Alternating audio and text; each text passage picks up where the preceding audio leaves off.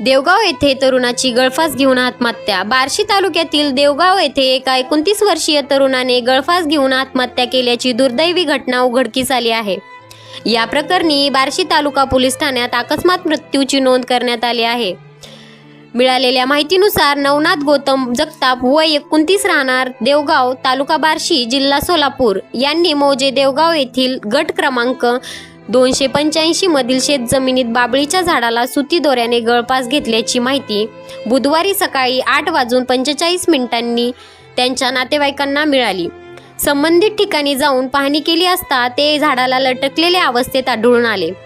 घटनेची माहिती तात्काळ बार्शी तालुका पोलीस ठाणे येथे देण्यात आली असून पोलिसांनी घटनास्थळी भेट देऊन पंचनामा केला असून पुढील तपास सुरू आहे। सदर घटनेमुळे देवगाव परिसरात हळहळ व्यक्त करण्यात येत आहे। आत्महत्येचे नेमके कारण अद्याप स्पष्ट झाले नसून पोलीस अधिक तपास करीत आहेत।